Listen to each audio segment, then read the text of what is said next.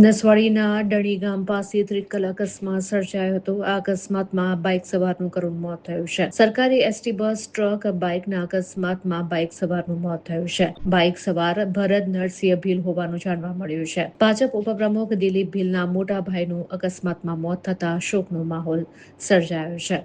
આ અકસ્માતને પગલે નસવાડી પોલીસે અકસ્માત મોતનો ગુનો દાખલ કરીને આગળની વધુ કાર્યવાહી હાથ ધરી છે.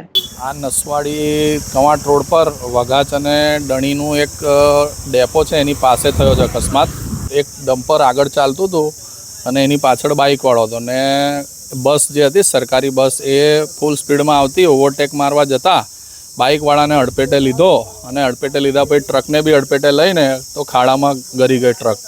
જે આગળ બસ ઊભી કરાઈ છે, અંદરના પેસેન્જરો ઉતરીને બીજી બસમાં જતા રહ્યા અને 112 તાત્કાલિક આવીને 108 દ્વારા જે ઈજાગ્રસ્ત હતો બાઇક સવાર એને 108 રીતે બોરિયાદ દવાખાને લઈ ગયા છે અને પોલીસ જે આવી 112 નંબરની ગાડી લઈને PCR તો બસના ડ્રાઈવર અને કંડક્ટરને નસવાડી પોલીસ સ્ટેશન લઈ ગયા છે.